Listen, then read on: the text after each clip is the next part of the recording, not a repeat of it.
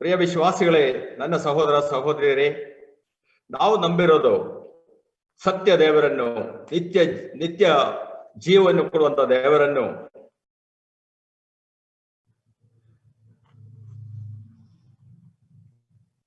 ಜೀವಿಸುವ ದೇವರು ನಮ್ಮ ದೇವರು. ವಾಗ್ದಾನ ಮಾಡಿದ್ದನ್ನು ನೆರವೇರಿಸಲಿಕ್ಕೆ ಶಕ್ತನಾದವರು, ಮನಸ್ಸುಳ್ಳವನವಾದಂತಹ ದೇವರು, ನಂಬಿಕಸ್ಥನಾದ ದೇವರು. ಇದೆಲ್ಲವೂ ನಾವು ನೋಡ್ತಾ ಬಂದೆವು. ಅದರಲ್ಲೂ ವಿಶೇಷವಾಗಿ ತನ್ನ ಜನರಾದ ಇಸ್ರಾಯೇಲ್ಯರು ತಪ್ಪು ಮಾಡಿದ್ದಾಗ, ಪಾಪ ಮಾಡಿದ್ದಾಗ, ದೇವರಿಗೆ ವಿರುದ್ಧವಾಗಿ ಅವರು ವಿಗ್ರಹಗಳನ್ನು ಪೂಜೆ ಮಾಡುತ್ತಿದ್ದಾಗ ದೇವರವರಿಗೆ ಕೊಟ್ಟಂತ ವಾರ್ನಿಂಗ್ ಅವರು ತಿರಸ್ಕರಿಸಿ, ಆ ವಾರ್ನಿಂಗಿನ ಪ್ರಕಾರವಾಗಿ ಎಚ್ಚರಿಕೆಯ ಮಾತುಗಳನ್ನು ಕೇಳದೆ ಹೋದಂತ ಆ ಜನರು ದೇವರು ಹೇಳಿದ ಪ್ರಕಾರವಾಗಿಯೇ ಕಠಿಣವಾದ ಶಿಕ್ಷೆಗೆ ಒಳಪಟ್ಟರು. ಒಂದೆರಡು ದಿವಸವಲ್ಲ, ಒಂದೆರಡು ವರ್ಷವಲ್ಲ, ಹೆಚ್ಚು ಕಮ್ಮಿ 2,500 ವರ್ಷ ಬ್ಯಾಬಿಲೋನಿಯನ್ ಎಕ್ಸೈಲ್ನಿಂದ ಇಲ್ಲಿಯವರೆಗೆ ಅವರಿನ್ನೂ ಆ ಶಿಕ್ಷೆಯನ್ನು ಅನುಭವಿಸುತ್ತಾ ಬಂದಿದ್ದಾರೆ. ಆದರೂ ಇಂಡೈರೆಕ್ಟ್ ಆಗಿ ನಮ್ಮ ದೇವರು ಅವರಿಗೆ ವಾಗ್ದಾನ ಕೊಟ್ಟ ಹಾಗೆ ಅವರನ್ನು ಸ್ವಂತ ದೇಶಕ್ಕೆ ತಂದು ಸೇರಿಸ್ತಾ ಇದ್ದಾರೆ. ದೇವರು ಹೇಳಿದ ಪ್ರಕಾರವಾಗಿಯೇ ಅವರಿಗೆ ಶಿಕ್ಷೆ ಕೊಟ್ಟರು, ಹೇಳಿದ ಪ್ರಕಾರವಾಗಿಯೇ ಅವರನ್ನು ವಾಪಸ್ ಕರೆಸ್ತಾ ಇದ್ದಾನೆ. ಪರಿಪೂರ್ಣವಾದಂತ ಇನ್ಗ್ಯಾದರಿಂಗ್ ಬಂದು ಸೇರುವಂತದ್ದು ನಮ್ಮ ಕರ್ತನಾದ ಯೇಸು ಕ್ರಿಸ್ತನು ತನ್ನ ಮಹಿಮಾ ಪ್ರತ್ಯಕ್ಷತೆಯ ಸಮಯದಲ್ಲಿ. ಅಲ್ಲಿಯವರೆಗೆ ಇವರು ಅನ್ಯರು ಪರದೇಶಿಗಳಾಗಿ ಅಲ್ಲಿ ಇಲ್ಲಿ ಕಾಣಿಸಿಕೊಳ್ತಾರೆ. ಸ್ವಂತ ದೇಶಕ್ಕೆ ಒಂದಿಷ್ಟು ಜನ ಬಂದರೂ ಕೂಡ. ಪ್ರಿಯರೇ, ನಮ್ಮ ಕರ್ತನು ಹೇಳಿದ ಪ್ರಕಾರವಾಗಿ ಇಸ್ರಾಯೇಲ್ಯರನ್ನು ಶಿಕ್ಷೆಗೆ ಒಳಪಡಿಸಿದನು. ಅದಕ್ಕಿಂತ ಹೆಚ್ಚಾಗಿ ಪ್ರಾಮಿಸಸ್ ಕೊಟ್ಟ ಹಾಗೆ, ವಾಗ್ದಾನ ಕೊಟ್ಟ ಹಾಗೆ ಅವರನ್ನು ಅವರ ದೇಶಕ್ಕೆ ತಂದು ಸೇರಿಸ್ತಾ ಇದ್ದಾನೆ. ಆದರೆ ಇಂಡೈರೆಕ್ಟ್ ಆಗಿ ಕಾರ್ಯ ಮಾಡ್ತಾ ಇದ್ದಾನೆ, ಡೈರೆಕ್ಟ್ ಆಗಿ ಕಾರ್ಯ ಮಾಡ್ತಾ ಇಲ್ಲ. ಡೈರೆಕ್ಟ್ ಆಗಿ ಕಾರ್ಯ ಮಾಡದೇ ಇರೋಕ್ಕೆ ಕಾರಣ ಅವರು ತಮ್ಮ ಪಾಪಗಳ ಕುರಿತಾಗಿ ಪಶ್ಚಾತ್ತಾಪಪಟ್ಟು ನನ್ನ ಮುಖವನ್ನು ಹುಡುಕುವ ತನಕ ನಾನು ಹಿಂದಿರುಗಿ ಹೋಗಿ ನನ್ನ ವಾಸಸ್ಥಳದಲ್ಲಿ ಇರುತ್ತೇನೆ ಎಂಬುದಾಗಿ ದೇವರು ಓಶಿಯನ ಪುಸ್ತಕದಲ್ಲಿ ಹೇಳಿದ ಪ್ರಕಾರವಾಗಿ ದೇವರು ಅವರಿಗಾಗಿ ಡೈರೆಕ್ಟ್ ಆಗಿ ಕಾರ್ಯ ಮಾಡ್ತಾ ಇಲ್ಲ, ಇಂಡೈರೆಕ್ಟ್ ಆಗಿ ಕಾರ್ಯ ಮಾಡ್ತಾ ಇದ್ದಾನೆ.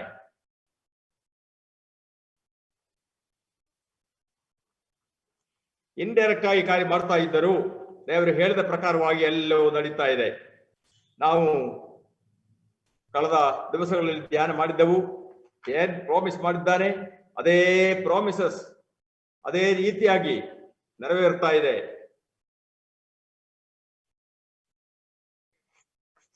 ಈಗ ಅವರು ಅನುಭವಿಸ್ತಾ ಇರುವಂತಹ ಶಿಕ್ಷೆ ಪಾರ್ಷಿಯಲ್ ಆಗಿದೆ, ಪರಿಪೂರ್ಣವಾಗಿಲ್ಲ. ಇನ್ನೂ ಶಿಕ್ಷೆ ಇದೆ ಅವರಿಗೆ.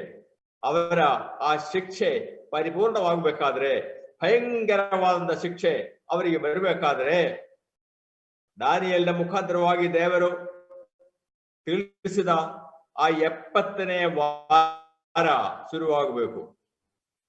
ಅವರಿಗೆ ಕೊಟ್ಟಂತ ಮಾತು, ದಾನಿಯೇಲನಿಗೆ ದೇವದೂತನು ಹೇಳಿದ್ದು, ನಿನ್ನ ಜನರಿಗೂ ನಿನ್ನ ಪರಿಶುದ್ಧ ಪಟ್ಟಣಕ್ಕೂ 70 ವಾರ ನೇಮಿಸಲ್ಪಟ್ಟಿದೆ. 70 ವಾರ. ವಾರ ಅಂದ್ರೆ ಸೆವೆನ್ಸ್ ಎಂಬುದಾಗಿ ನಾವು ನೋಡ್ತೀವಿ. 70 × 7 490. ಅದರಲ್ಲಿ 69 ಕಂಪ್ಲೀಟ್ ಆಗಿದೆ. ಇನ್ನೊಂದು ವಾರ ಉಳ್ಕೊಂಡಿದೆ. ಆ 69 ಎಲ್ಲಿಂದ ಸ್ಟಾರ್ಟ್ ಆಗಿದೆ? ಯೆರೂಸಲೇಮ್ ಜೀರ್ಣೋದ್ಧಾರ ಮಾಡಬೇಕೆಂಬುದಾಗಿ ಪೇರ್ಷಿಯನ್ ಚಕ್ರವರ್ತಿಯಾದಂತ ಅಹಷ್ವೇರೋಷ್ ಮುಖಾಂತರವಾಗಿ ಒಂದು ಪ್ರೊಕ್ಲಮೇಷನ್ ಹೊರಡಿಸಿತ್ತು ನೆಹೆಮ್ಯನ ಕಾಲದಲ್ಲಿ. ಆ ದಿವಸದಿಂದ ಲೆಕ್ಕ ಮಾಡಿದ್ರೆ ಒಬ್ಬ ಮೆಸ್ಸಿಯನು ಬರುವ ತನಕ 69 ವಾರ ಆಗುತ್ತೆ ಎಂಬುದಾಗಿ ಮುನ್ ತಿಳಿಸಿದ ಪ್ರಕಾರವಾಗಿ ನಮ್ಮ ಕರ್ತನು ಪಾಮ್ ಸಂಡೇ ದಿವಸ ಯೆರೂಸಲೇಮಿಗೆ ಪ್ರವೇಶ ಮಾಡಿದ್ದ ಅಲ್ಲಿಯವರೆಗೆ 69ನೇ ವಾರ ಕಂಪ್ಲೀಟ್ ಆಗಿದೆ. ಈ ಪರ್ಷಿಯನ್ ಚಕ್ರವರ್ತಿ ಯೆರೂಸಲೇಮ್ ಜೀರ್ಣೋದ್ಧಾರ ಮಾಡಬೇಕೆಂಬುದಾಗಿ ಪ್ರೊಕ್ಲಮೇಷನ್ ಕೊಟ್ಟಿದ್ದು ದಾನಿಯೇಲನ ಪುಸ್ತಕ 9ನೇ ಅಧ್ಯಾಯದ 24ರಿಂದ ನಾವು ನೋಡ್ತೇವೆ. ಯಾವತ್ತು ಅವನು ಪ್ರೊಕ್ಲೈಮ್ ಮಾಡಿದ್ದು BC 445 ಮಾರ್ಚ್ 14ನೇ ತಾರೀಕು. ಇಸ್ ಆಲ್ ಪಾರ್ಟ್ ಆಫ್ ಹಿಸ್ಟರಿಯಲ್ಲಿ ಬರುವಂತ ವಿಷಯಗಳಿವು. BC 445 ಮಾರ್ಚ್ 14ನೇ ತಾರೀಕು ಪರ್ಷಿಯನ್ ಚಕ್ರವರ್ತಿ ಪ್ರೊಕ್ಲಮೇಷನ್ ಇಶ್ಯೂ ಮಾಡುತ್ತಾನೆ. ಏನಂದ್ರೆ ಯೆರೂಸಲೇಮ್ ಜೀರ್ಣೋದ್ಧಾರ ಮಾಡಿ ನೆಹಮ್ಯನಿಗೆ ಬೇಕಾಗಿರುವಂತಹ ಎಲ್ಲಾ ಸಹಾಯವೂ ಕೊಟ್ಟು ಕಳಿಸಿ, ಆತನ ಜೊತೆಯಲ್ಲಿ ಸೈನ್ಯವನ್ನು ಕಳಿಸಿಕೊಟ್ಟು ಆ ಕೆಲಸಕ್ಕೆ ಅರಸನು ಸಹಾಯ ಮಾಡಿದ್ದಾನೆ. ಅಲ್ಲಿಂದ ನಮ್ಮ ಕರ್ತನಾದ ಯೇಸು ಕ್ರಿಸ್ತನು ಯೆರೂಸಲೇಮಿಗೆ ಪ್ರವೇಶ ಆಗುವ ತನಕ ಅಲ್ಲಿವರೆಗೆ ಪ್ರವೇಶವಾಗಿಲ್ವೋ? ಆಗಿತ್ತು. ಆದರೆ ಅವರ ಮೆಸಿಯನಾಗಿ ಅವರ ಅಂಗೀಕಾರ ಮಾಡಿಲ್ಲ ಎಂದಿಗೂ ನಮ್ಮ ಕರ್ತನನ್ನು. ಅವರು ದೇವದೂಷಣ ಮಾಡುವವನು, ಜನರನ್ನು ತಪ್ಪುದಾರಿಗೆ ಎಳೆಯುವನು ಎಂಬುದಾಗಿ ಅನೇಕ ರೀತಿಯಾದಂತಹ ಕಂಪ್ಲೇಂಟ್ ಕರ್ತನ ವಿಷಯವಾಗಿ ಅವರು ಹೇಳ್ತಾ ಇದ್ರು. ಆದರೆ ಆ ಪಾಮ್ ಸಂಡೇ ದಿವಸ ಕತ್ತೆಯ ಮೇಲೆ ಕುಳಿತುಕೊಂಡು ನಮ್ಮ ಕರ್ತನು ಯೆರೂಸಲೇಮಿಗೆ ಬಂದಾಗ, ಓ ದಾವೀದನ ಕುಮಾರನಿಗೆ ಓಷನ್ನ, ಕರ್ತನ ನಾಮದಲ್ಲಿ ಬರುವವನು ಆಶೀರ್ವದಿಸಲ್ಪಟ್ಟವನು. ಆ ದಿವಸ ಅವರು ಅಂಗೀಕಾರ ಮಾಡಿಕೊಂಡ್ರು ನಮ್ಮ ಮೆಸಿಯನು ಎಂಬುದಾಗಿ. ಅಲ್ಲಿವರೆಗೆ ಅವರ ಮೆಸಿಯನ್ ಎಂಬುದಾಗಿ ಯೇಸು ಕ್ರಿಸ್ತನನ್ನು ಅವರು ಅಂಗೀಕಾರ ಮಾಡಿಕೊಂಡಿರಲಿಲ್ಲ. ಆದರೂ ಅಲ್ಲಿ ಹೇಳ್ತಾ ಇರುವಂತದ್ದು, ಅದಾದ ಮೇಲೆ 69ನೇ ವಾರ ಆದ ಮೇಲೆ ಅಭಿಷಿಕ್ತನು ಛೇದಿಸಲ್ಪಟ್ಟನು. ಇಲ್ಲವಾದ್ರೆ ಅಭಿಷಿಕ್ತನು ಛೇದಿಸಲ್ಪಡಬೇಕು, ಕೊಲ್ಲಲ್ಪಡಬೇಕು. ಅದೇ ವಾರದಲ್ಲಿ ಪಾಮ್ ಸಂಡೇ ದಿವಸ ಮೆಸ್ಸಿಯನ್ ಎಂಬುದಾಗಿ ಅವರು ಯಾರನ್ನು ಅಂಗೀಕಾರ ಮಾಡಿಕೊಂಡು ಒಳಗೆ ಕರೆದು ತಂದರೋ ಅದೇ ವಾರದಲ್ಲಿ 6ನೇ ದಿವಸ ನಮ್ಮ ಕರ್ತನಾದ ಯೇಸು ಕ್ರಿಸ್ತನನ್ನು ಅವರು ಇಲ್ಲಿವನಿಗೆ ಶಿಲುಬೆಗೆ ಹಾಕಿಸು ಎಂಬುದಾಗಿ ಅವರು ಶಿಲುಬೆಗೆ ಹಾಕಿಸಿದರು. ಹಾಗೆ ನಮ್ಮ ಕರ್ತನು ಪ್ರಾಣ ಕೊಟ್ಟ ನಮಗೋಸ್ಕರವಾಗಿ. ಅಲ್ಲಿಗೆ ಎಷ್ಟು ದಿವಸವಾಯಿತು? ಆ ಪ್ರೊಕ್ಲಮೇಷನ್ ಆದ ದಿವಸದಿಂದ ಈ ಪಾಮ್ ಸಂಡೇ ದಿವಸದವರೆಗೆ, ಅಂದ್ರೆ AD 32 ಏಪ್ರಿಲ್ 6ನೇ ತಾರೀಕು ಅಲ್ಲಿಯವರೆಗೆ 69 ವಾರ. ಇಲ್ಲವಾದ್ರೆ 483 ವರ್ಷ. ಇಲ್ಲವಾದ್ರೆ 1,73,880 ದಿವಸ. ಬಿಬ್ಲಿಕಲ್ ಇಯರ್ 360 ದಿವಸ. ಹಾಗೆ 360 ದಿವಸದ ವರ್ಷಗಳು 483 ಕಳೆದು ಹೋಗಿದೆ. ಇನ್ನು 7 ವರ್ಷ ಉಳ್ಕೊಂಡಿದೆ ದೇವರ ಕ್ಯಾಲೆಂಡರ್ ಪ್ರಕಾರವಾಗಿ. ಪ್ರಿಯರೇ, ಇನ್ನು ಅವರಿಗೆ 1 ವಾರದ ಮಹಾ ಸಂಘರ್ಷ ಕಾಲವಿದೆ. ಅದೇ ಅಂತ್ಯಕ್ರಿಸ್ತನ, ಇಲ್ಲವಾದ್ರೆ ಆಂಟಿ ಕ್ರೈಸ್ಟಿನ ಆ ಭಯಂಕರವಾದ ದಿವಸ. ಕ್ರಿಸ್ತ ವಿರೋಧಿ ಈ ಲೋಕಕ್ಕೆ ಬಂದು ನಾನೇ ಮೆಸ್ಸಿಯನು ಎಂಬುದಾಗಿ, ನಾನೇ ಕ್ರಿಸ್ತನು ಎಂಬುದಾಗಿ ಹೇಳಿ ಮೋಸಗೊಳಿಸಿ ಅಧಿಕಾರಕ್ಕೆ ಬಂದು ಅವರನ್ನು ಹೆಚ್ಚಾಗಿ ಹಿಂಸಿಸಲಿಕ್ಕೆ ಇನ್ನೂ ಇದೆ. ಯಾಕೆ ಅವರಿಗೆ ಹಿಂಸೆ ಇನ್ನೂ ತಪ್ಪಿಲ್ಲ? ಅವರು ದೇವರ ಕಡೆಗೆ ಹಿಂದಿರುಗಿ ಬಂದಿಲ್ಲ. ಅವರ ಪಾಪದ ಗುರುತಾಗಿ ಪಶ್ಚಾತ್ತಾಪ ಪಟ್ಟು ಅವರು ಹಿಂದಿರುಗಿ ಬಂದಿಲ್ಲ. ಅದೇ ಕಾರಣಕ್ಕಾಗಿ ಅವರಿನ್ನೂ ಶಿಕ್ಷೆ ಅನುಭವಿಸಲೇಬೇಕಾಗಿದೆ. ಈಗ 69ನೇ ವಾರ ಕಂಪ್ಲೀಟ್ ಆಗಿದೆ. ನಮ್ಮ ಕರ್ತನ ಲೋಕಕ್ಕೆ ಬಂದು ರಕ್ಷಣಾ ಕಾರ್ಯವನ್ನು ಸಿದ್ಧಪಡಿಸಿ ಆಗಿದೆ. ಇನ್ನು ನಡೆಯಬೇಕಾದ್ದು ಕೆಲವು ಕಾರ್ಯಗಳಿವೆ.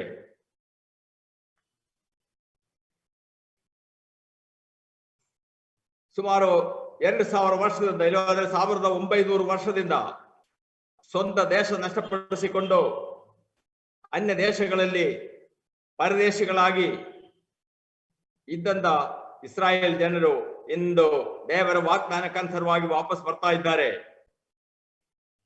ದೇವರು ತನ್ನ ಜನರನ್ನು ಕೈ ಬಿಟ್ಟ ದಿವಸದಿಂದ ಹೆಚ್ಚು ಕಮ್ಮಿ 1900 ವರ್ಷ ಕಾಲ ಇಸ್ರಾಯೇಲ್ ದೇಶದಲ್ಲಿ ಮಳೆಯೇ ಬೀಳಲಿಲ್ಲ. ಅದು ಚರಿತ್ರೆ ಹೇಳುತ್ತೆ. ನಿಮ್ಮ ಆಕಾಶವನ್ನು ನಾನು ಹಿತ್ತಾಳೆಯಾಗಿ ಮಾಡ್ತೇನೆ, ನಿಮ್ಮ ಭೂಮಿಯನ್ನು ನಾನು ಕಬ್ಬಿಣವಾಗಿ ಮಾಡ್ತೇನೆ ಎಂಬುದಾಗಿ ಹೇಳಿದ ದೇವರು ತನ್ನ ಮಾತಿನಂತೆ ಆ ದೇಶವನ್ನು ಕೈ ಬಿಟ್ಟುಬಿಟ್ಟ. ಅಲ್ಲಿ ಯಾರು ಕಲ್ಟಿವೇಟ್ ಮಾಡ್ಲಿಕ್ಕೆ ಆಗಿಲ್ಲ, ಯಾರು ಓಕೆ ಮಾಡಿಕೊಳ್ಳಲಿಕ್ಕೂ ಆಗಿಲ್ಲ. ಅಷ್ಟು ವೇಸ್ಟ್ ಆಗಿದ್ದಂತ, ಹಾಳು ಬಿದ್ದಂತ ಒಂದು ದೇಶವಾಗಿತ್ತು. ಹಾಲು ಜೇನು ಹರಿಯಬೇಕಾದಂತ ಆ ಸ್ಥಳ. ಆದ್ರೆ ಇಸ್ರಾಯೇಲ್ಯರನ್ನ ವಾಪಸ್ ತರ್ತೇನೆ, ನನ್ನ ಮಕ್ಕಳನ್ನು ನಾನು ವಾಪಸ್ ತರ್ತೇನೆ ಎಂಬುದಾಗಿ ಹೇಳಿದ ದೇವರು ಇಂಡೈರೆಕ್ಟ್ ಆಗಿ ಅವರಿಗಾಗಿ ಕಾರ್ಯ ಮಾಡ್ತಾ ಇದ್ದಾಗಲೂ ಈಗ ಅವರು ಸ್ವಂತ ದೇಶಕ್ಕೆ ಬರ್ತಾ ಇದ್ದಾರೆ. ಸ್ವಂತ ದೇಶಕ್ಕೆ ಬಂದಾಗ ದೇವರು ವಾಗ್ದಾನ ಮಾಡಿದ ಪ್ರಕಾರವಾಗಿಯೇ ಕಾರ್ಯಗಳು ನಡೀತಾ ಇದೆ. ಯೆಶಾಯ 41:18-20 ನಾವು ಓದುವಾಗ, ಯೆಶಾಯ 41:18-20, ಇಂದು ದೇವರು ಆ ದೇಶವನ್ನು ಹಸಿರಸರಾಗಿ ಇರ್ತಾ ಇದ್ದಾನೆ. The entire land is under greenery. ಅಷ್ಟೊಂದು ಹಸಿರಸರಾಗಿ ಮರಗಳು ಬೆಳೆಯುತ್ತಾ ಇದೆ, ಗಿಡಗಳು ಬೆಳೆಯುತ್ತಾ ಇದೆ. ದೇವರೇ ಬೆಳೆಸ್ತಾ ಇದ್ದಾನೆ, ಬೇರೆ ಯಾರು ಅಲ್ಲ. I will plant such and such trees ಎಂಬುದಾಗಿ ದೇವರು ವಾಗ್ದಾನ ಮಾಡಿದ ಪ್ರಕಾರವಾಗಿ ಇಂದಿದ್ದ ಮರಗಳು, ಇಂದಿದ್ದ ಗಿಡಗಳು ನಾನೇ ನಡುತ್ತೇನೆ ಎಂಬುದಾಗಿ ದೇವರು ಹೇಳಿದ ಪ್ರಕಾರವಾಗಿ ಆ ದೇಶವೆಲ್ಲ ಇಂದು ಮರಗಳಿಂದ ತುಂಬಲ್ಪಟ್ಟಿದೆ. ಹಾಗೆ ಯೆಶಾಯ 51:3 ಪ್ರಕಾರವಾಗಿ ಆ ದೇಶ ಏದೇನ್ ತೋಟದ ಹಾಗೆ ಆಗುತ್ತೆ ಎಂಬುದಾಗಿ ದೇವರು ವಾಗ್ದಾನ ಮಾಡಿದ ಪ್ರಕಾರವಾಗಿ ಇಂದು ಏದೇನ್ ತೋಟದ ಹಾಗೆ ಕಾಣಿಸ್ಕೊಳ್ತಾ ಇದೆ ಇಸ್ರಾಯೇಲ್ ದೇಶ. ದೇವರು ವಾಗ್ದಾನ ಮಾಡಿದ್ದೆ ಆದ್ರೆ ಅದನ್ನು ನೆರವೇರಿಸಲಿಕ್ಕೂ ಶಕ್ತನಾಗಿದ್ದಾನೆ, ನೆರವೇರಿಸ್ತಾ ಇದ್ದಾನೆ. ಯೆಶಾಯ 27:6 ಅದರ ಪ್ರಕಾರ ಹಣ್ಣುಗಳು ಹೆಚ್ಚಾಗಿ ಮಾರುತ್ತಾನೆ ಎಂಬುದಾಗಿ ದೇವರು ವಾಗ್ದಾನ ಮಾಡಿದ ಪ್ರಕಾರವಾಗಿ ಸಮೃದ್ಧಿಯಾದಂತಹ ಹಣ್ಣುಗಳು ಇಸ್ರಾಯೇಲ್ ದೇಶದಲ್ಲಿ ಬೆಳೀತಾ ಇದೆ ಇವತ್ತು. ಯಾಕೆ 2000 ವರ್ಷ ಏನು ಬೆಳೆಯಲಿಕ್ಕೆ ಸಾಧ್ಯವಾಗಲಿಲ್ಲ, ಇವತ್ತು ಯಾಕೆ ಬೆಳೆಯಲಿಕ್ಕೆ ಸಾಧ್ಯವಾಯಿತು? ದೇವರ ವಾಗ್ದಾನ, ದೇವರ ಕೃಪೆ ಅದರ ಮೇಲೆ ಈಗ ಬರ್ತಾ ಇದೆ. ಆದ್ರಿಂದ ಯೆಶಾಯ 35:1-2 ಎಷ್ಟು ಸುಂದರವಾದ ವಾಕ್ಯಗಳು. Wilderness and solitary place shall be glad for them, and the desert shall blossom as the rose. ಮರುಭೂಮಿಯು, ನಿರ್ಜನ ಪ್ರದೇಶವು ಅವರ ನಿಮಿತ್ತವಾಗಿ ಸಂತೋಷಿಸುತ್ತದೆ. ಆಮೇಲೆ ಮರುಭೂಮಿಯು ಗುಲಾಬಿ ಗಿಡದ ಹಾಗೆ, ಒಣನೆಲವು ಹರ್ಷಿಸಿ ತಾವರೆಯಂತೆ ಕಳಕಳಿಸುವುದು. ಗುಡ್, ಓದಿ. ಅರಣ್ಯವು ಮರುಭೂಮಿಯು ಆನಂದಿಸುವವು, ಒಣನೆಲವು ಹರ್ಷಿಸಿ ತಾವರೆಯಂತೆ ಕಳಕಳಿಸುವುದು. ಅದು ಸಮೃದ್ಧಿಯಾಗಿ ಹೂ ಬಿಟ್ಟು ಉತ್ಸಾಹ ಧ್ವನಿ ಮಾಡುವಷ್ಟು ಉಲ್ಲಾಸಿಸುವುದು. ಯಾವುದಿದು? ಸುಮಾರು 1900 ವರ್ಷ ಮರುಭೂಮಿಯಾಗಿ ಬಿದ್ದಂತ ಸ್ಥಳ, ಏನು ಒಂದು ಹುಲ್ಲು ಸಹ ಬೆಳೆಯುತ್ತಿರಲಿಲ್ಲ ಅಂದ ಸ್ಥಳ ಇಂದು ದೇವರು ವಾಗ್ದಾನ ಮಾಡಿದ ಪ್ರಕಾರವಾಗಿ ಸಮೃದ್ಧಿಯಾಗಿ ಬೆಳೆಯನ್ನು ಕೊಡ್ತಾ ಇದೆ. ಹಾಗೆ ನಮ್ಮ ಕರ್ತನ ವಾಗ್ದಾನ ಮಾಡಿದ್ದಾನೆ. ಧರ್ಮೋಪದೇಶಕಾಂಡ 22:11 ಅಲ್ಲಿ ಏನ್ ಹೇಳ್ತಾನೆ? ನಾನು ಮನುಷ್ಯರನ್ನು ಹೆಚ್ಚಿಸುತ್ತೇನೆ, ಮೃಗ ಸಂಪತ್ತನ್ನು ಹೆಚ್ಚಿಸುತ್ತೇನೆ. ಅದರ ಪ್ರಕಾರವಾಗಿ ಮನುಷ್ಯರ ಪಾಪ್ಯುಲೇಷನ್ ಇಂದು ಇಸ್ರಾಯೇಲ್ ದೇಶದಲ್ಲಿ ಜಾಸ್ತಿ ಆಗ್ತಾ ಇದೆ. ಎಲ್ಲರೂ ಬಂದು ಸೇರಿಲ್ಲ,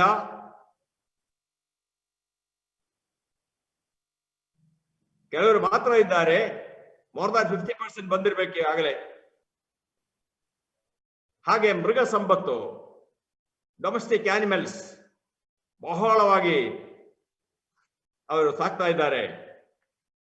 ಇಂದು ಎಲ್ಲಾ ಫೀಲ್ಡ್ ನಲ್ಲಿಯೂ ಇಸ್ರಾಯೇಲ್ನ ಇಲ್ಲವಾದ್ರೆ ಯಹೂದ್ಯರ ಆ ಟೆಕ್ನಾಲಜಿ ಇದೆಯಲ್ಲ, ಅದು ಪ್ರಪಂಚದಲ್ಲಿ ವಿಶೇಷವಾಗಿದೆ.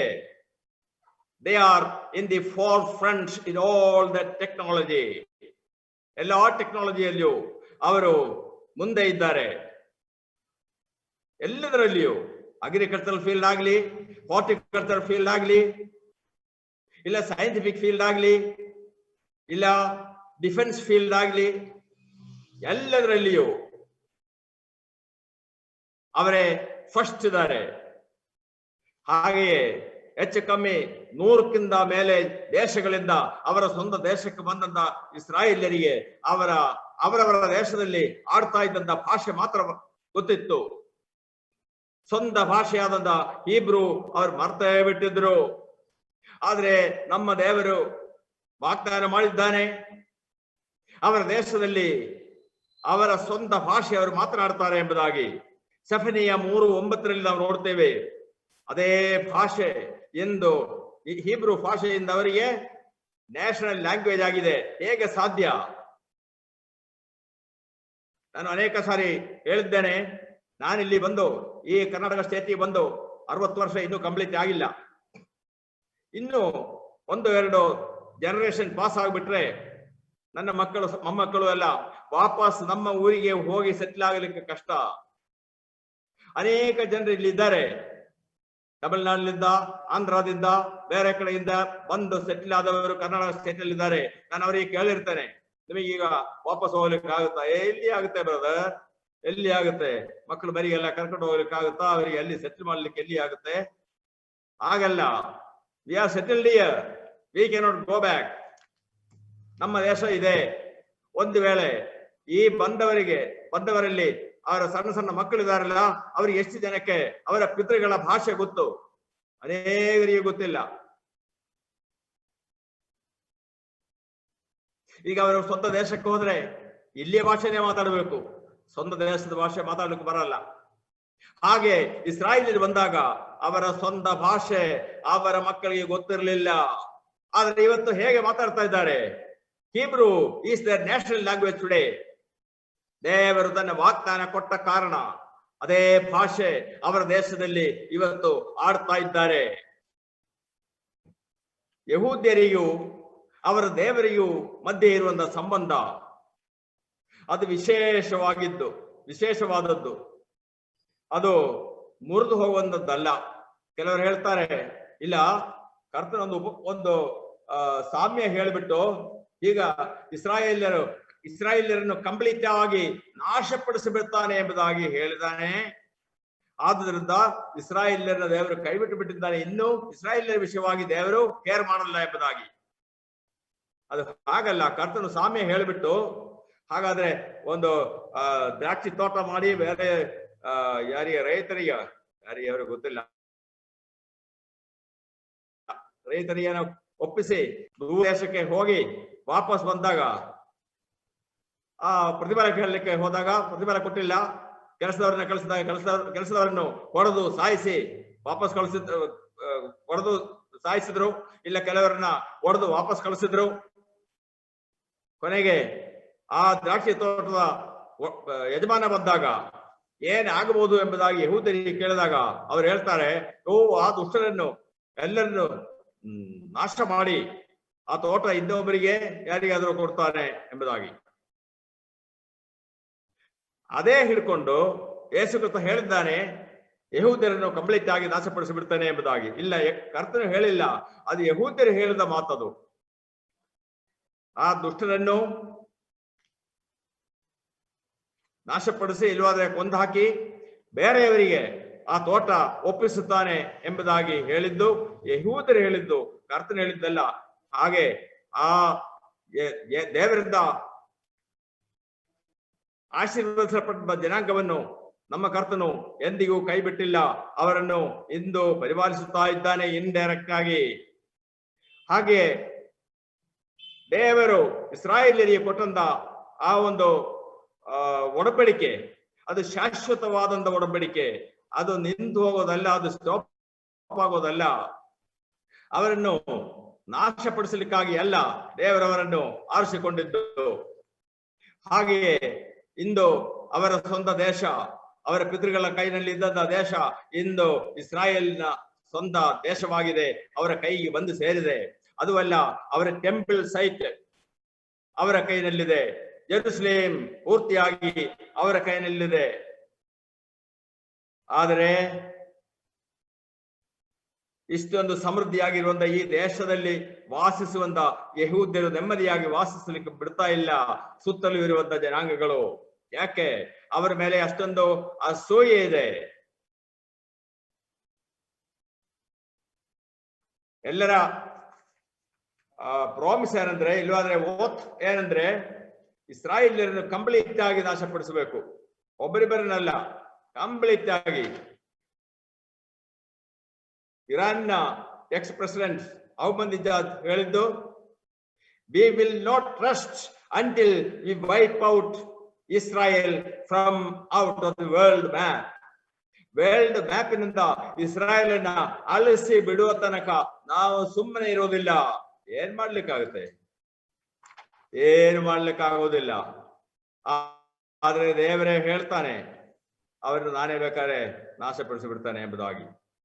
ಇಸ್ರಾಯೇಲ್ಯರಿಗೆ ವಿರುದ್ಧವಾಗಿ ಜನಾಂಗಗಳು ಎದ್ದೇಳುತ್ತಾರೆ ಎಂಬುದಾಗಿ ಸಾವಿರಾರು ವರ್ಷಗಳ ಹಿಂದೆನೆ ದೇವರ ವಾಕ್ಯದಲ್ಲಿ ತಿಳಿಯಪಡಿಸಿದೆ. ನಿನ್ನೆ ಕೂಡ ನಮ್ಮ ಬ್ರದರ್ ಸೈಮನ್ ಮೆನ್ಷನ್ ಮಾಡಿದ್ರು. 83ನೇ ಕೀರ್ತನೆ 4ನೇ ವಾಕ್ಯ, 83ನೇ ಕೀರ್ತನೆ 1ರಿಂದ 8 ಓದಿ ನೋಡಿದಾಗ ಸುತ್ತಲೂ ಇರುವಂತ ಎಷ್ಟೊಂದು ಜನಾಂಗಗಳು ಇಸ್ರಾಯೇಲಿಗೆ ವಿರುದ್ಧವಾಗಿ ಬಂದು, ಬನ್ನಿರಿ, ಇಸ್ರಾಯೇಲ್ ಒಂದು ಜನಾಂಗವಾಗಿ ಉಳಿಯದ ಹಾಗೆ ನಾವು ಅವರನ್ನು ನಿರ್ನಾಮ ಮಾಡಿಬಿಡೋಣ ಎಂಬುದಾಗಿ ಕೂಡಿ ಬರ್ತಾರೆ ಎಂಬುದಾಗಿ. ಎಷ್ಟು ಜನ, ಎಷ್ಟೊಂದು ದೇಶಗಳು, ಆ ಹೆಸರುಗಳು ಕೂಡ ಅಲ್ಲಿ ಕೊಡಲ್ಪಟ್ಟಿದೆ. 3000 ವರ್ಷಗಳ ಹಿಂದೆ ದೇವರ ವಾಕ್ಯದಲ್ಲಿ ರೆಕಾರ್ಡ್ ಆಗಿದೆ. ಇಂದಿಂದ ದೇಶಗಳು ಇಸ್ರಾಯೇಲಿಗೆ ವಿರುದ್ಧವಾಗಿ ಬರ್ತಾರೆ. ಅವರ ಉದ್ದೇಶ ಬೇರೆ ಏನೂ ಅಲ್ಲ, ಇಸ್ರಾಯೇಲ್ನ ಕಂಪ್ಲೀಟ್ ಆಗಿ ಅಳಿಸಿಬಿಡ್ಬೇಕು. ಯಾಕೆ ಇಸ್ರಾಯೇಲ್ ಕಂಪ್ಲೀಟ್ ಆಗಿ ಅಳಿಸಿಬಿಡ್ಬೇಕು? They are the most brilliant people in the world. ಪ್ರಪಂಚದಲ್ಲಿ ಅತ್ಯಧಿಕವಾಗಿ ಬುದ್ಧಿವಂತರಾದಂತಹ ಜನರು ಇಸ್ರಾಯೇಲ್ ಜನರು. ಅವರು ಯಾವುದೇ ದೇಶದಲ್ಲಿರಲಿ, ಯಾವುದೇ ದೇಶದಲ್ಲಿದ್ದರೂ, ಯಾವುದೇ ಪೌರತ್ವ ಇದ್ದರೂ, ನೋಬೆಲ್ ಪ್ರೈಸ್ ವಿನ್ನರ್ಸ್ ನಲ್ಲಿ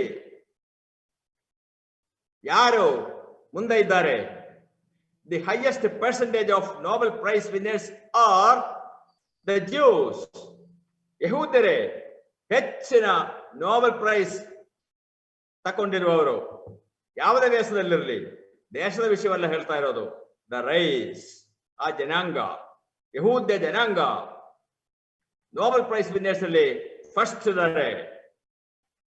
ಹಾಗೆ ಅವಾಗ ಹೇಳಿದ ಪ್ರಕಾರವಾಗಿ ಟೆಕ್ನಾಲಜಿಯಲ್ಲಿ, the advanced technology in all the spheres, ಅವರೇ ಯಹೂದ್ಯರೇ, ಬೇರೆ ಯಾರು ಇಲ್ಲ.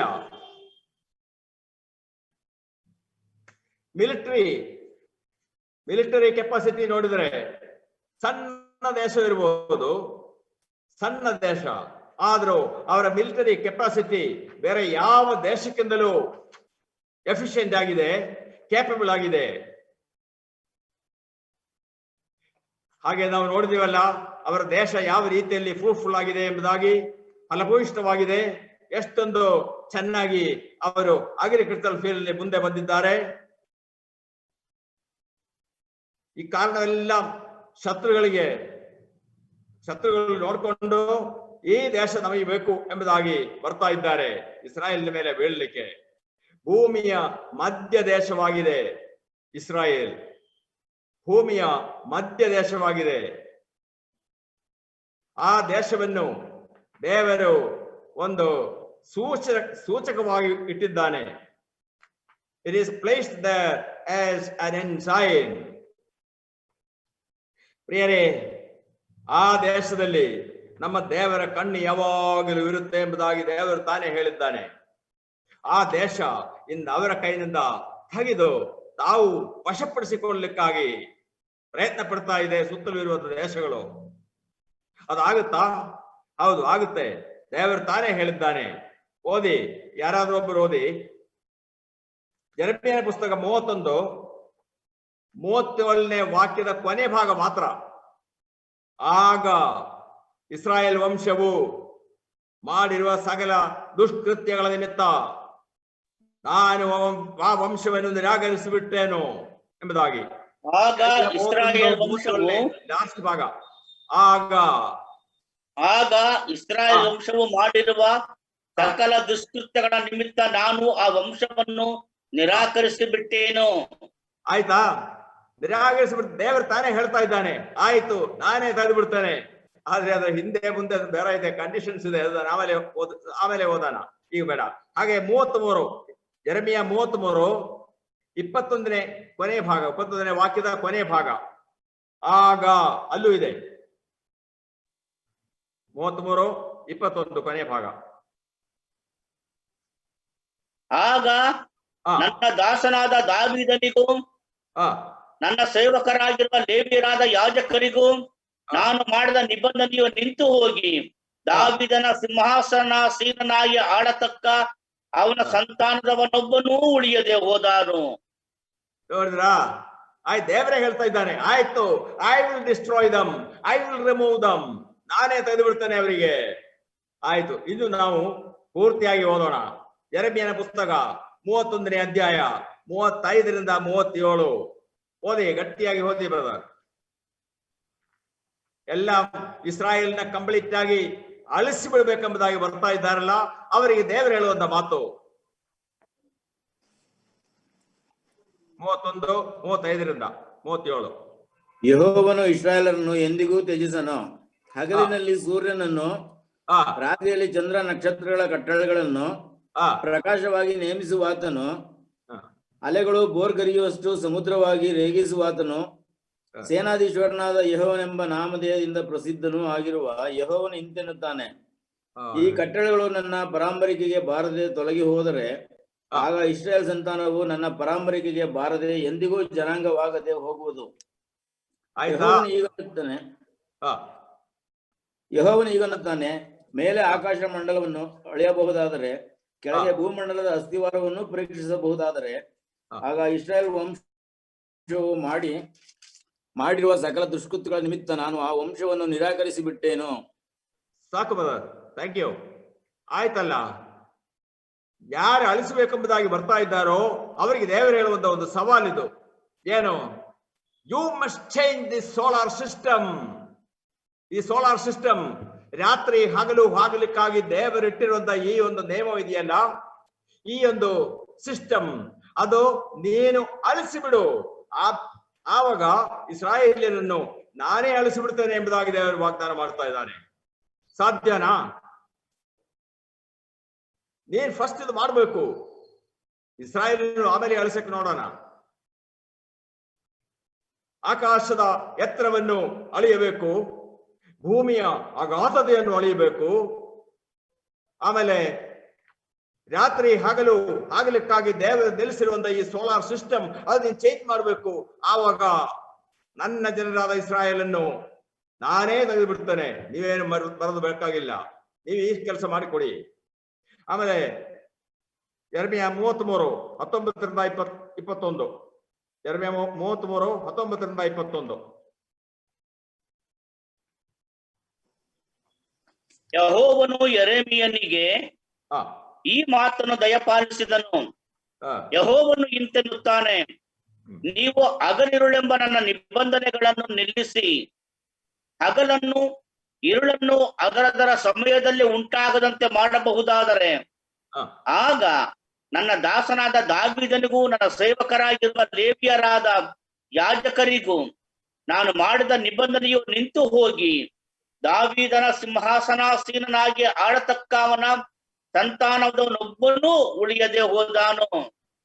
ದೇವರ ನಾಮಕ್ಕೆ ಸ್ತೋತ್ರವಾಗಲಿ. ದೇವರು ಸವಾಲಾಗ್ತಾ ಇದ್ದಾನೆ. ಯಾರಿಗೆ?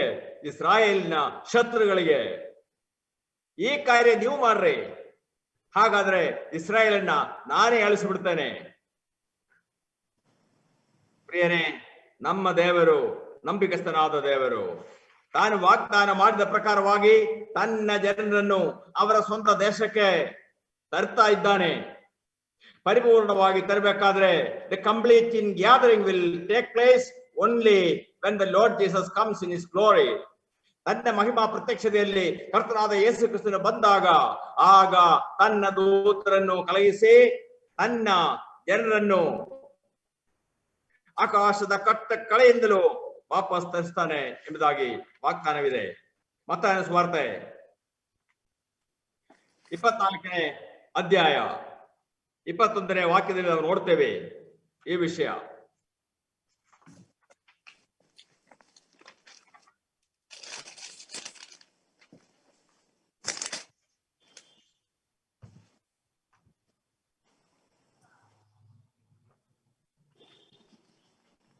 ಅಂತ ಸಂಕಟವು ಲೋಕದ ಹುಟ್ಟಿದ್ದ ಮೊದಲುಗೊಂಡು ಇಂದಿನವರೆಗೂ ಆಗಲಿಲ್ಲ, ಇನ್ನು ಮೇಲೆಯೂ ಆಗುವುದಿಲ್ಲ. 31 24 ಮತ್ತು ಆತನು ತುತ್ತೂರಿಯ ಮಹಾಶಬ್ದದಿಂದ ತನ್ನ ದೂತರನ್ನು ಕಳುಹಿಸುವನು. ಅವರು ಆತನು ಆದುಕೊಂಡವರನ್ನು ಆಕಾಶದ ಒಂದು ಕಡೆಯಿಂದ ಮತ್ತೊಂದು ಕಡೆಯವರೆಗೂ 4 ದಿಕ್ಕುಗಳಿಂದ ಒಟ್ಟುಗೂಡಿಸುವರು. ಅವಾಗ the final in gathering of the juice, ಅವರ ಸ್ವಂತ ದೇಶಕ್ಕೆ ಅವರೆಲ್ಲರೂ ಬರ್ತಾರೆ. ಯಾತಕ್ಕೆ? ನಮ್ಮ ಕರ್ತನು ಮಹಿಮೆಯಲ್ಲಿ ಪ್ರತ್ಯಕ್ಷನಾಗಿದ್ದಾನೆ. ಅವರನ್ನು 1000 ವರ್ಷ ಆಳ್ಲಿಕ್ಕಾಗಿ ಬಂದಿದ್ದಾನೆ. ದಾವೀದನ ಸಿಂಹಾಸನದ ಮೇಲೆ ಕೂತು 1000 ವರ್ಷ ಆಳ್ವಿಕೆ ನಡೆಸುವ ಸಮಯದಲ್ಲಿ ಇಸ್ರಾಯೇಲ್ ಜನರೆಲ್ಲರೂ ಅವರ ದೇಶದಲ್ಲಿ ಇರುತ್ತಾರೆ. ಆ ವಿಷಯವಾಗಿ ಬೇರೆ ಬೇರೆ ಕಡೆಯಲ್ಲೂ ನಾವು ನೋಡ್ತೇವೆ. ಸಕ್ರಿಯನ ಪುಸ್ತಕ 14ನೇ ಅಧ್ಯಾಯದ ಕೊನೆಯ ಭಾಗದಲ್ಲಿದೆ. ಇದೆಲ್ಲವಾಗಬೇಕಾದ್ರೆ ಲಾಸ್ಟ್ ನೆಕ್ಸ್ಟ್ ವರ್ಲ್ಡ್ ವಾರ್ ಎಲ್ಲ ಆದ ಮೇಲೆ, ಕ್ರೈಸ್ಟ್ನ ಆಳ್ವಿಕೆಯನ್ನು ಆದ ಮೇಲೆ ಇದೆಲ್ಲವಾಗಬೇಕಾಗಿದೆ. ಆಯ್ತು, ನಮ್ಮ ಕರ್ತನು ವಾಗ್ದಾನ ಮಾಡಿದ್ದಾದ್ರೆ ಅದನ್ನು ನೆರವೇರಿಸುತ್ತಾನೆ.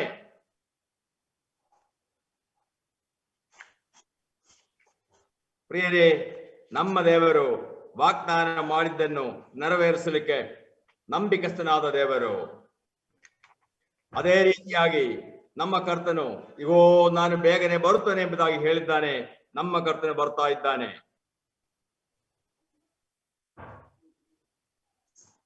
ಪ್ರಿಯರೇ, ನಾವು ನಮ್ಮ ಕರ್ತನಿಗಾಗಿ ಕಾಯ್ತಾ ಇದ್ದೇವೆ. ಸೊ ಇಗೋ ಬೇಗನೆ ಬರ್ತೇನೆ ಅಂತ ಹೇಳಿ ಹೋಗಿದ್ದಾನೆ. 2000 ವರ್ಷವಾಯ್ತು, ಇನ್ನು ಬಂದಿಲ್ಲಲ್ಲ. ಇಲ್ಲ, ನಮ್ಮ ದೇವರಿಗೆ 1000 ವರ್ಷ ಒಂದು ದಿವಸ ಅಷ್ಟೇ. ಆತನು ನಿತ್ಯತೆಯಲ್ಲಿ ವಾಸಿಸುವಂತ ದೇವರು. ನಮ್ಮ ಸಮಯ ಆತನಿಗೆ ಬೇಕಾಗಿಲ್ಲ. ಆತನ ಸಮಯದಲ್ಲಿ ಆತನು ಕಾರ್ಯ ಮಾಡ್ತಾನೆ. ನಿತ್ಯತೆಯಲ್ಲಿ ವಾಸಿಸುವಂತ ದೇವರು 1 ಗಂಟೆ 2 ಗಂಟೆ 1 ದಿವಸ 2 ದಿವಸ ಅಂತ ಲೆಕ್ಕ ಮಾಡುವುದಿಲ್ಲ. ಆತನ ಸಮಯ ಆತನಿಗೆ ಗೊತ್ತು. ಆ ಸಮಯದಲ್ಲಿ ಆತನು ಬರುತ್ತಾನೆ. ಇವತ್ತು ಎಲ್ಲ ಸಂಗತಿಗಳು ನೆರವೇರಿದೆ. ನಮ್ಮ ಕರ್ತನ ಬರುವಣಕ್ಕೆ ಯಾವುದು ಅಡ್ಡಿ ಇಲ್ಲ. Any time our lord can appear for us. ನಮಗೋಸ್ಕರವಾಗಿ ಆತನ ಪ್ರತ್ಯಕ್ಷ ಆಗ್ಬಹುದು. ಯಾವುದೇ ಸಮಯದಲ್ಲಿ ಬೇಕಾದ್ರೂ ಆಗ್ಬಹುದು. ಅದಕ್ಕೆ ಕರ್ತನು ಹೇಳಿದ್ದಾನೆ, be ready, B watching, pray and watch ಎಂಬುದಾಗಿ ಎಲ್ಲ ಹೇಳಿದ್ದು. ಇವತ್ತು ಲೋಕದಲ್ಲಿ ನಡೀತಿರುವಂತಹ ಎಲ್ಲಾ ಸಂಗತಿಗಳನ್ನು ನಾವು ನೋಡುವಾಗ ಅದರಲ್ಲೂ ವಿಶೇಷವಾಗಿ ಅಂಜೂರ ಮರವನ್ನು ನೋಡಿ ಕಲಿದುಕೊಳ್ಳಿರಿ. ಅಂಜೂರದ ಮರ ಅದು ಸಿಗಿರಿದಾಗ ಬೇಸಿಗೆಯು ಹತ್ತಿರವಾಗಿದೆ ತಿಳಿದುಕೊಳ್ಳಿ. ಅಂಜೂರದ ಮರ ಇಸ್ರಾಯೇಲ್ ದೇಶ ಸಿಗಿರಿ ಆಗಿದೆ. ಅದು ಈಗ ಬೆಳೆದು ಆಗಿದೆ. ಎನಿ ಟೈಮ್, ಯಾವ ಸಮಯದಲ್ಲಿ ಬೇಕಾದ್ರೂ ನಮ್ಮ ಕರ್ತನ ಬರಬಹುದು. ನಾವು ಕಲಿತಿದ್ದೇವಾ? ನಮ್ಮ ಕರ್ತನ ಹೇಳಿದ್ದಾನೆ, ಅಂಜೂರದ ಮರವನ್ನು ನೋಡಿ ಕಲಿದುಕೊಳ್ಳಿರಿ, ಬೇಸಿಗೆ ಹತ್ತಿರವಾಗಿದೆ. ನಾವು ಕಲಿತಿದ್ದೇವಾ? ನಾವು ಕಾಯ್ತಾ ಇದ್ದೀವ ನಮ್ಮ ಕರ್ತನಿಗೆ? ಹೌದು, ನಮ್ಮ ಕರ್ತನ ಬಂದೇ ಬರ್ತಾನೆ, ಈಗ ಬರ್ತಾನೆ ಎಂಬುದಾಗಿ. ಇಲ್ಲದ ಬೇಸರ ಆಗಿ, ಇಲ್ಲ ಬಹಳ ದಿವಸ ಆಯ್ತು ಬಂದಿಲ್ಲಲ್ಲ, ಇನ್ನು ಬರೋದಿಲ್ಲ ಎಂಬುದಾಗಿದ್ದೇವಾ? ಪ್ರಿಯ ವಿಶ್ವಾಸಿಗಳೇ, ನಮ್ಮ ಕರ್ತನ ವಾಗ್ದಾನ ಮಾಡಿದ್ದನ್ನು ನೆರವೇರಿಸುತ್ತಾನೆ. ಆತನ ಬರೋ ಸಮಯ ಆಯ್ತು. ಯಾವ ಗಳಿಗೆಯಲ್ಲಿ ಬೇಕಾದ್ರೂ ನಮ್ಮ ಕರ್ತನ ಬರಬಹುದು. ಆತನ ವಾಗ್ದಾನಗಳು ನೆರವೇರಿಸ್ತಾನೆ. ಆತನ ವಾಗ್ದಾನ ನೆರವೇರಿಸುತ್ತಾ ಆತನ ಬಂದೇ ಬರುತ್ತಾನೆ. ದಾನಿಯೇಲನ ಕಾಲದಲ್ಲಿ ದಾನಿಯೇಲನ ಮುಖಾಂತರವಾಗಿ ದೇವರು ಅನೇಕ ಸಾಮ್ರಾಜ್ಯಗಳ ವಿಷಯವಾಗಿ ಪ್ರಾಮಿಸ್ ಮಾಡಿದನು, ವಾಗ್ದಾನ ಮುಂದಿಳಿಸಿದನು, ಪ್ರವಾದನೆ ಕೊಟ್ಟನು. ಇವತ್ತು ಬ್ಯಾಬಿಲೋನಿಯನ್ ದೇಶ ಎಲ್ಲಿದೆ? ಬ್ಯಾಬಿಲೋನಿಯನ್ ಸಾಮ್ರಾಜ್ಯ, ಪರ್ಷಿಯನ್ ಸಾಮ್ರಾಜ್ಯ, ಗ್ರೀಕ್ ಸಾಮ್ರಾಜ್ಯ, ರೋಮನ್ ಸಾಮ್ರಾಜ್ಯ ಎಲ್ಲ ಒಳದು ಹೋಗಿದೆ. ಇನ್ನು ಕರ್ತನ್ ಹೇಳಿದ್ದಾನೆ, out of the revived Roman empire will come 10 nations.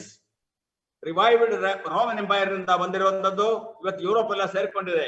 ಆ ರೋಮನ್ ಎಂಪೈರ್ ನಲ್ಲಿ ರಿವೈವ್ಡ್ ರೋಮನ್ ಎಂಪೈರ್ ಅದು ಯುರೋಪ್ ಆಗಿದೆ. ಇವತ್ತು ಯುರೋಪಿನಿಂದ ಹೆಚ್ಚು ಕಮ್ಮಿ 25 ದೇಶಗಳು ಸೇರ್ಕೊಂಡಿದೆ ಒಟ್ಟಿಗೆ, ಯುರೋಪಿಯನ್ ಯೂನಿಯನ್ ಎಂಬುದಾಗಿ. ಅದು ಬೇಕಾಗಿಲ್ಲ ಕರ್ತನಿಗೆ. ಅದರಲ್ಲಿ 10 ದೇಶಗಳು ಎಂಬುದಾಗಿ ಪ್ರಕಟಣೆಯಲ್ಲಿ ದೇವರು ಹೇಳಿದ್ದಾನೆ. 10 ದೇಶ. ಆ 10 ದೇಶಗಳಿಂದ ಒಬ್ಬ ಬರುತ್ತಾನೆ, ಆಂಟಿ ಕ್ರೈಸ್ಟ್ ಆಗಿ, ಕ್ರಿಸ್ತ ವಿರೋಧಿಯಾಗಿ ಬಂದೇ ಬರ್ತಾನೆ. ಆತನ ಇವತ್ತು ಜೀವಿಸುತ್ತಾ ಇದ್ದಾನೆ ಎಂಬುದಾಗಿ ನಾನು ನಂಬಿದ್ದೇನೆ. He is living somewhere in the world, especially in Europe. ಅವನು ಪ್ರತ್ಯಕ್ಷನಾಗ್ತಾನೆ. ಆದ್ರೆ ನಮಗೆ ಬೇಡ, ನಮ್ಮ ಕರ್ತನು ಸಾಕು. ನಮ್ಮ ಕರ್ತನು ಬಂದು ನಮ್ಮನ್ನು ಕರೆದೊಯ್ದ ಮೇಲೆ 7 ವರ್ಷ ಕಾಲ ಅವನಿಗೆ ಕೊಟ್ಟಿರ್ತಾನೆ ದೇವರು. ಆ ಸಮಯದಲ್ಲಿ 10 ದೇಶಗಳ ಹೆಡ್ ಆಗಿ ಈ ಆಂಟಿ ಕ್ರೈಸ್ಟ್ ಬರುತ್ತಾನೆ. ಅದೆಲ್ಲ ಮುಂದೆ ನೆರವೇರಲಿಕ್ಕಿರುವಂತ ಸಂಗತಿಗಳು. ಪ್ರಿಯರೇ, ನಮ್ಮ ದೇವರು ವಾಗ್ದಾನ ಮಾಡಿದ್ದೇ ಆದ್ರೆ ಅದನ್ನು ನೆರವೇರಿಸಲಿಕ್ಕೂ ಆತನ ಶಕ್ತನಾಗಿದ್ದಾನೆ, ಆತ ನಂಬಿಕಸ್ಥನಾಗಿದ್ದಾನೆ. Our God is faithful. ಕೀರ್ತನೆ 48:14. ಕೀರ್ತನೆ 48:14. This God is our God forever and ever. He will be our guide even unto the death. ಈ ದೇವರೇ ನಮ್ಮ ದೇವರು, ನಿತ್ಯ ನಿರಂತರವಾಗಿಯೂ ಆತನೇ ನಮ್ಮ ಗೈಡ್. ಮರಣ ಪರ್ಯಂತ ಆತನೇ ನಮ್ಮ ಗೈಡ್ ಆಗಿದ್ದಾನೆ. ಆ ದೇವರೇ ನಮ್ಮ ದೇವರು. ಯೇಸು ಕ್ರಿಸ್ತನ ಮುಖಾಂತರವಾಗಿ ತನ್ನನ್ನೇ ಪ್ರಕಟಪಡಿಸಿ ತೋರಿಸಿದ ದೇವರೇ ನಮ್ಮ ದೇವರು. ನಮ್ಮ ಕರ್ತನು ಬರ್ತಾ ಇದ್ದಾನೆ. ಆತನನ್ನು ಎದುರುಗೊಳ್ಳಲಿಕ್ಕಾಗಿ ನಾವು ರೆಡಿಯಾಗೋಣ. When these things begin to come to pass, look up, lift up your heads. Your redemption draws nigh. ಇದೆಲ್ಲವೂ ಸಂಭವಿಸುವುದು ನೋಡುವಾಗ ತಲೆ ಎತ್ತಿ ನೋಡಿರಿ, ನಿಮ್ಮ ವಿಮೋಚನೆಯು ಹತ್ತಿರವಾಗಿದೆ. ನಾವು ನೋಡ್ತಾ ಇದ್ದೇವಾ? ನಮ್ಮ ಕರ್ತನಿಗಾಗಿ ನಾವು ಕಾಯ್ತಾ ಇದ್ದೇವಾ? ಅದು ಬೇರೆ ಸೂಚಕ ಕಾರ್ಯಗಳು ನೋಡ್ಬೇಕೆಂಬುದಾಗಿ ಕೂತಿದ್ದೇವಾ? ಇಲ್ಲ, ನಮ್ಮ ಕರ್ತನು ಬರ್ತಾ ಇದ್ದಾನೆ. ಆತನ ಬರುವಂತ ಆ ಶಬ್ದ, ಆ ತುತ್ತೂರಿ ಶಬ್ದ, ಆ ಆಜ್ಞಾ ಘೋಷ ನಾವು ಕೇಳಿಸ್ಕೊಳ್ತಾ ಇಲ್ವಾ? ಪ್ರಿಯರೇ, ನಮ್ಮ ಕಿವಿಗೆ ಆ ಶಬ್ದಗಳು ಹೊಡೆಯುತ್ತಾ ಇದೆ. ನಮ್ಮ ಕರ್ತನು ಬರ್ತಾ ಇದ್ದಾನೆ. ಆತನಿಗಾಗಿ ನಾವು ಎದುರುಗೊಳ್ಳೋಣ, ಆತನನ್ನು ಎದುರುಗೊಳ್ಳೋಣ. ಆತನಿಗಾಗಿ ನಾವು ಕಾಯ್ತಿರೋಣ. ಆತನ ತಾನು ನಮಗೆ ಸಹಾಯ ಮಾಡಿ ನಡೆಸಲಿ. ನಿಮಗೆಲ್ಲರಿಗೂ ಮತ್ತೊಮ್ಮೆ ನನ್ನ ವಂದನೆ. ಆಮೆನ್.